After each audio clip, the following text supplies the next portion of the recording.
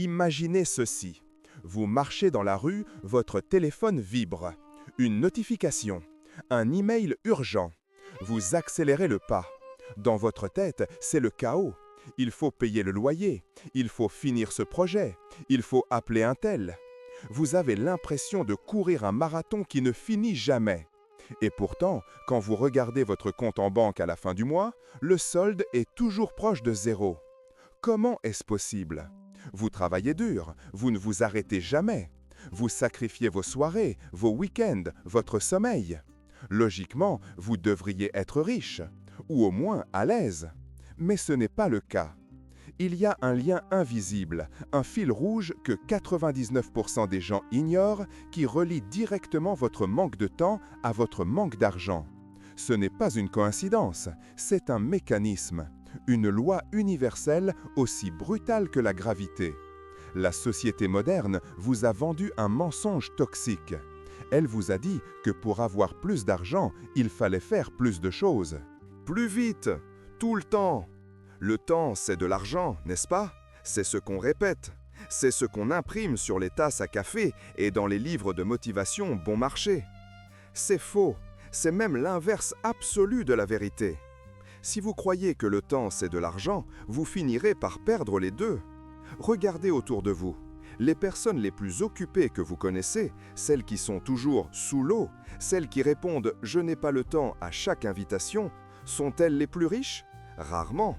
Elles sont souvent les plus endettées, les plus stressées et celles qui vivent chèque après chèque. À l'inverse, observez les véritables bâtisseurs de richesse. Pas les influenceurs qui louent des Lamborghini pour une photo, mais les vraies dynasties financières. Il y a une étrange sérénité chez eux. Ils ne courent pas, ils prennent des décisions lentes. Ils semblent avoir accès à une réserve de temps que vous n'avez pas. Pourquoi? Parce qu'ils ont compris un secret millénaire. Un secret que la sagesse juive enseigne depuis des milliers d'années, mais que notre économie de l'attention a tout fait pour effacer de votre mémoire. Ce secret, c'est que la pauvreté de temps est la cause première de la pauvreté financière. Si vous êtes pauvre en temps, vous ne pouvez pas devenir riche en argent. C'est physiologiquement et stratégiquement impossible. Laissez-moi vous expliquer pourquoi votre agenda surchargé est en train de siphonner votre compte en banque et comment une ancienne philosophie peut vous donner la seule chose qui a plus de valeur que l'or, la capacité de s'arrêter. Commençons par analyser votre cerveau sous pression. Quand vous manquez de temps, quand vous êtes dans l'urgence, votre cerveau passe en mode survie. C'est ce qu'on appelle l'effet tunnel. Votre champ de vision se rétrécit. Vous ne voyez plus que le problème immédiat, la facture à payer demain, la réunion dans 10 minutes. Votre capacité à planifier le long terme disparaît totalement. Les psychologues appellent cela la taxe de bande passante. Être perpétuellement occupé réduit votre QI fonctionnel de près de 13 points. C'est énorme. C'est l'équivalent de passer une nuit blanche tous les jours. Maintenant, appliquez cet état mental à vos finances. Comment une personne avec un QI réduit et une vision à court terme gère-t-elle son argent? Mal, très mal. Quand on manque de temps, on achète de la commodité au prix fort. On commande à manger parce qu'on n'a pas le temps de cuisiner. On prend le premier crédit venu parce qu'on n'a pas le temps de comparer les taux. On ne négocie pas, on paie pour se débarrasser du problème. On répare dans l'urgence au lieu d'investir dans la qualité. La pauvreté de temps vous force à payer une taxe de commodité sur absolument tout ce que vous consommez. C'est une hémorragie lente, invisible, mais mortelle pour votre épargne. Mais il y a pire. Si vous courez tout le temps, vous ne pouvez pas construire. La richesse, la vraie, celle qui dure, demande de la construction. Elle demande de l'architecture. Elle demande de planter des graines et d'attendre. Or, si vous êtes occupé à éteindre des feux toute la journée, vous ne plantez rien. Vous êtes un pompier, pas un architecte. Et les pompiers sauvent les meubles, ils ne construisent pas des empires. C'est là que la sagesse juive entre en jeu avec une perspective radicalement différente, presque choquante pour notre mentalité occidentale obsédée par la productivité. Dans cette tradition, l'argent n'est pas une fin, c'est une conséquence. Et le temps n'est pas une ressource à épuiser, c'est un territoire à sanctifier.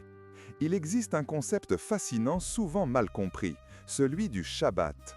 Oubliez l'aspect purement religieux un instant et regardez la mécanique de la réussite qui se cache derrière. L'idée est la suivante.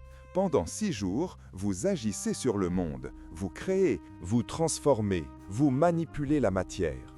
Mais le 7e jour, il est strictement interdit de créer, interdit de transformer, interdit de faire des affaires. Pour un entrepreneur moderne, cela sonne comme du suicide.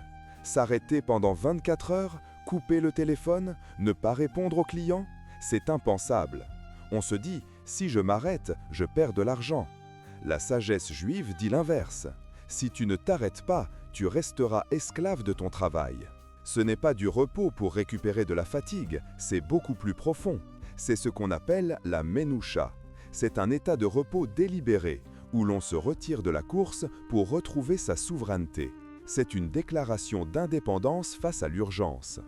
En refusant de travailler 1 jour par semaine ou en créant des plages de temps inviolables, vous envoyez un signal puissant à votre cerveau et à la réalité. Vous n'êtes pas une machine, vous êtes un créateur. Regardez les statistiques. C'est un fait sociologique. La communauté qui pratique cette gestion du temps est, proportionnellement, l'une des plus prospères au monde. Ce n'est pas de la magie, c'est de la stratégie. Quand vous vous arrêtez totalement, vous sortez de l'effet tunnel. Votre vision périphérique revient. Soudain, vous voyez les opportunités que vous avez manquées parce que vous couriez trop vite. Vous voyez les erreurs dans votre business plan. Vous voyez les dépenses inutiles. Le paradoxe est là. Pour accélérer vos revenus, vous devez ralentir votre rythme de vie. Mais attention, je ne parle pas de prendre des vacances.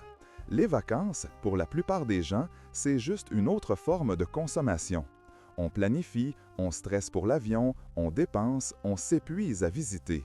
Ce n'est pas de l'arrêt, c'est du divertissement. Le divertissement vide votre compte en banque et ne remplit pas votre esprit. L'arrêt stratégique, lui, ne coûte rien et rapporte tout.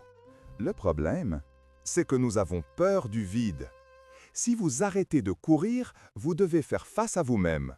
Vous devez faire face à vos peurs, à vos doutes, à la réalité de votre situation financière. Alors, pour éviter cette confrontation, on remplit le vide. On scrolle sur les réseaux sociaux, on regarde des séries, on s'invente des tâches inutiles. On appelle ça être productif, mais en réalité, c'est de l'anesthésie. La pauvreté de temps est souvent auto-infligée par cette peur du silence. Nous sommes devenus accros au cortisol, l'hormone du stress. Si nous ne sommes pas stressés, nous avons l'impression de ne pas être importants. Nous confondons l'agitation avec l'accomplissement. L'agitation, c'est secouer une bouteille d'eau. Ça fait beaucoup de mouvements, mais l'eau reste dans la bouteille. L'accomplissement, c'est verser l'eau dans un verre. C'est calme, précis et ça a un but. Vous devez comprendre que l'argent suit l'attention. Si votre attention est fragmentée en 1000 morceaux par les notifications, les urgences et le bruit ambiant, votre argent sera lui aussi fragmenté. Il partira en petits morceaux, un peu partout, sans jamais s'accumuler. Pour que l'argent s'accumule, il faut que votre attention soit concentrée. Et pour concentrer votre attention, vous devez impérativement arrêter le temps. Imaginez un archer. S'il court vers la cible en tirant des flèches, il va tout rater. Pour toucher le centre, il doit s'arrêter. Il doit planter ses pieds dans le sol. Il doit respirer. Il doit immobiliser son corps.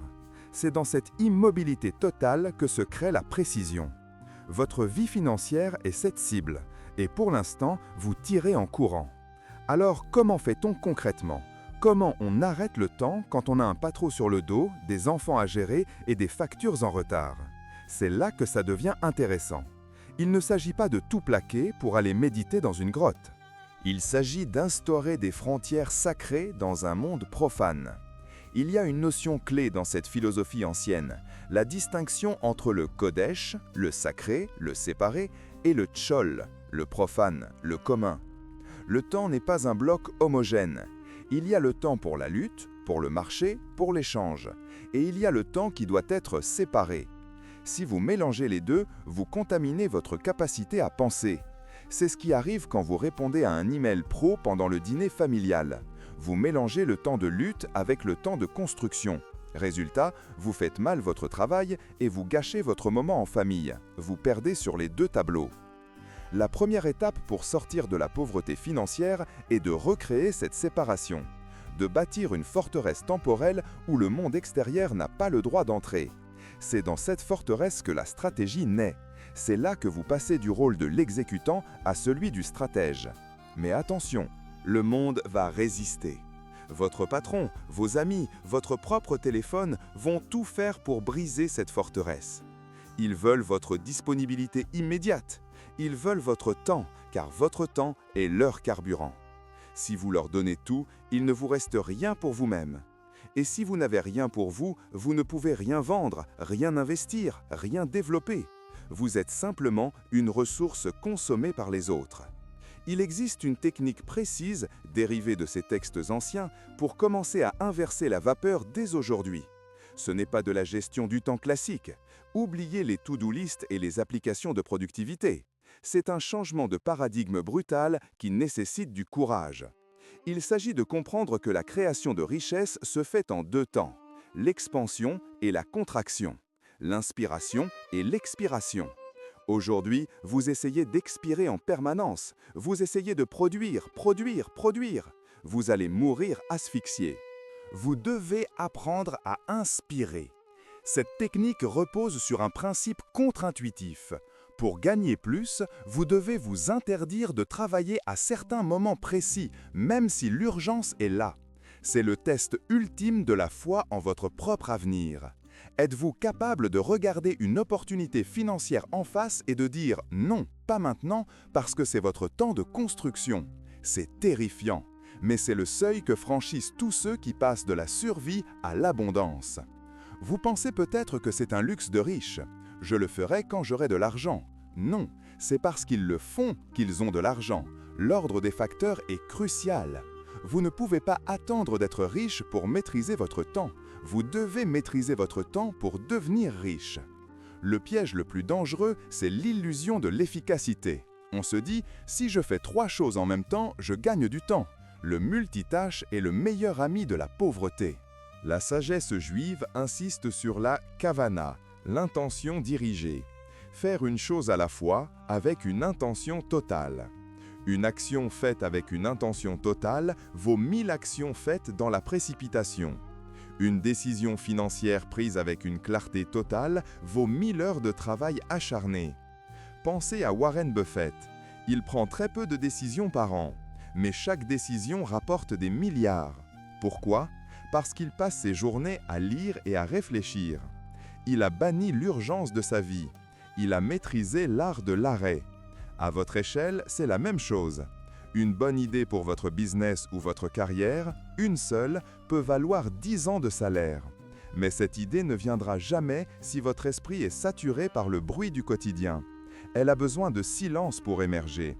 Elle a besoin que vous arrêtiez le temps. La question est maintenant, comment mettre en place ce Shabbat financier sans perdre son emploi ou faire faillite? Comment structurer sa semaine pour que le temps travaille pour nous et non contre nous? Il y a une méthode en 3 étapes pour intégrer cette sagesse ancienne dans notre monde hyper connecté. Si vous ratez la première étape, les 2 autres ne serviront à rien. C'est un protocole précis qui demande de la discipline, mais qui libère des résultats exponentiels. La première étape consiste à identifier ce que l'on appelle les voleurs de temps invisibles.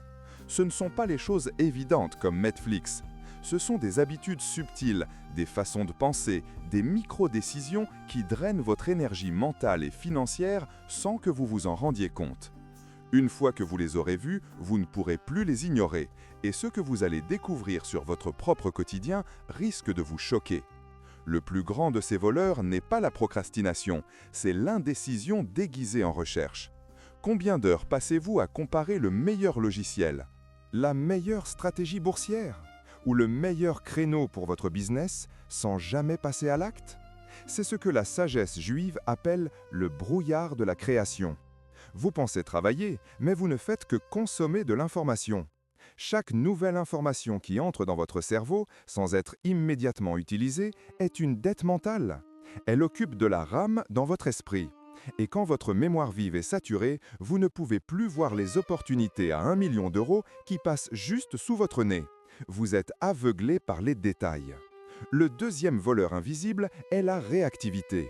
Si la première chose que vous faites le matin est de regarder votre téléphone, vous avez déjà perdu la journée. Pourquoi? Parce que vous commencez votre journée en mode défense. Vous réagissez aux agendas des autres, les emails de votre patron, les notifications des réseaux sociaux, les urgences de la famille. Vous n'êtes plus le capitaine de votre navire. Vous êtes un simple passager ballotté par les vagues. La richesse ne se construit jamais en mode réactif. Elle se construit en mode proactif. Les bâtisseurs d'empires ne répondent pas aux urgences. Ils créent des systèmes qui éliminent les urgences. Ils savent que l'argent suit l'attention. Et si votre attention est fragmentée, votre compte en banque le sera aussi. Une fois ces voleurs identifiés, nous arrivons à la deuxième étape, la plus douloureuse mais la plus transformatrice, le grand arrêt. C'est ici que le concept de Shabbat prend tout son sens laïque et stratégique.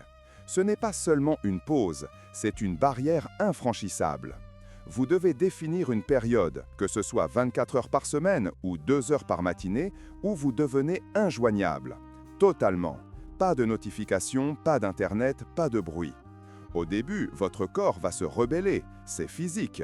Vous ressentirez de l'anxiété, la peur de manquer quelque chose, le fameux FOMO. Votre cerveau, habitué à sa dose de dopamine toutes les 30 secondes, va hurler. C'est bon signe. C'est le signe que la désintoxication commence. C'est dans ce vide terrifiant que la magie opère. Imaginez un verre d'eau rempli de boue. Si vous le secouez sans cesse, c'est-à-dire si vous travaillez sans arrêt, l'eau reste trouble. Vous ne voyez rien à travers. Mais si vous posez le verre sur une table et que vous refusez d'y toucher, que se passe-t-il? La boue commence à se déposer au fond, lentement, et l'eau devient claire, cristalline. Cette clarté, c'est ce qui manque à 99% des entrepreneurs et des investisseurs. C'est dans cette eau claire que vous verrez la solution aux problèmes qui vous bloquent depuis 6 mois. C'est dans ce silence que vous réaliserez que ce projet qui vous prend 80% de votre temps ne vous rapporte que 2% de vos revenus et que vous devez l'éliminer. C'est là le secret que les ultra-riches gardent jalousement. La solitude stratégique est l'actif le plus rentable du monde. Bill Gates prenait des Think Weeks, des semaines entières seul dans une cabane juste pour lire et penser. C'est durant ces périodes qu'il a anticipé les virages technologiques majeurs. Sans cet arrêt, Microsoft aurait pu disparaître. Vous n'avez peut-être pas une semaine, mais vous avez un samedi ou un dimanche. Utilisez ce temps non pas pour vous divertir, le divertissement est une autre forme de bruit, mais pour vous recréer. Le mot récréation vient de là. Recréation, reconstruire son esprit. Et cela nous mène à la troisième étape, le point culminant de ce processus, ce que les anciens textes appellent le tikkun ou la réparation. C'est le retour au monde. Après avoir arrêté le temps, après avoir laissé la boue retomber, vous devez revenir dans l'arène, mais cette fois armé d'une vision laser. Vous ne revenez pas pour faire la même chose. Vous revenez pour exécuter. La différence entre le pauvre et le riche se joue ici. Le pauvre reprend son travail le lundi matin exactement comme il l'a laissé le vendredi soir, épuisé et en pilotage automatique. L'homme qui maîtrise le temps revient le lundi avec une férocité nouvelle. Il a identifié l'unique levier qu'il doit actionner. Il ne fait pas 10 choses, il en fait une seule, mais c'est celle qui change tout. Il a l'audace de dire non à tout le reste. Parce qu'il a goûté au silence, il est devenu intolérant au bruit inutile. Il a compris que dire oui à tout le monde, c'est dire non à sa propre fortune. Visualisez ceci. 2 bûcherons sont dans une forêt. Le premier frappe son arbre comme un forcené, sans s'arrêter, du matin au soir. Il sue, il saigne, il est héroïque dans son effort. Mais sa hache est émoussée. Il frappe fort, mais le bois résiste. Le deuxième bûcheron travaille 50 minutes, puis s'arrête 10 minutes.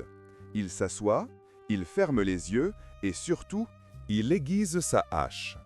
À la fin de la journée, le premier est épuisé et a abattu 3 arbres. Le deuxième est frais et en a abattu 10. Le monde moderne nous a conditionnés à admirer le premier bûcheron, celui qui souffre. Mais le marché, lui, récompense le second, celui qui est affûté. L'argent se fiche de votre souffrance, il ne se soucie que de la valeur que vous apportez. Et vous ne pouvez pas apporter de valeur avec un esprit émoussé. Ce Shabbat financier est votre pierre à aiguiser.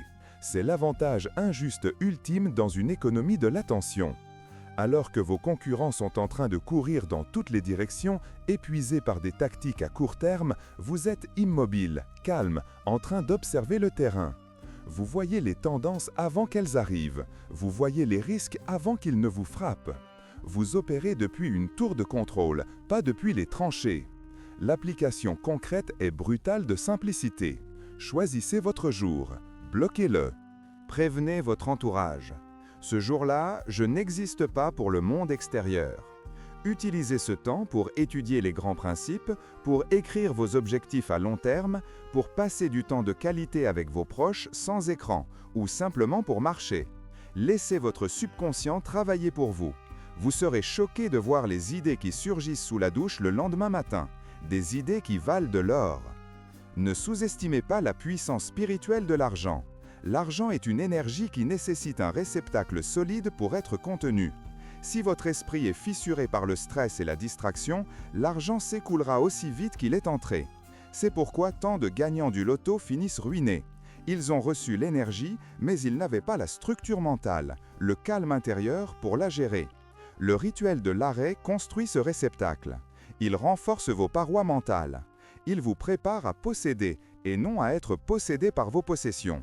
Le véritable but de la richesse n'est pas d'acheter plus de choses bruyantes, c'est d'acheter votre liberté, c'est d'acheter le droit de dire non, c'est d'acheter du silence. Si vous devenez riche, mais que vous restez esclave de votre téléphone et de votre agenda, vous n'êtes qu'un pauvre avec de l'argent. Vous êtes le concierge de votre propre prison dorée. La sagesse ancienne nous offre la clé de la cellule. La clé n'est pas de courir plus vite vers la sortie. La clé est de s'arrêter, de réaliser que la porte n'a jamais été verrouillée et de sortir calmement. Alors, êtes-vous prêt à faire l'impensable? Êtes-vous prêt à arrêter de courir pour commencer à avancer? Le monde appartient à ceux qui savent s'arrêter. Les autres ne sont que du bruit de fond. Le silence est le nouveau luxe. Le temps maîtrisé est la nouvelle fortune. Et tout commence par une décision simple, radicale et terrifiante. Éteindre l'écran, fermer les yeux et laisser la richesse venir à vous. Non pas par la force de vos bras, mais par la clarté de votre esprit. Le compte à rebours est terminé. Le vrai travail commence maintenant, dans le calme.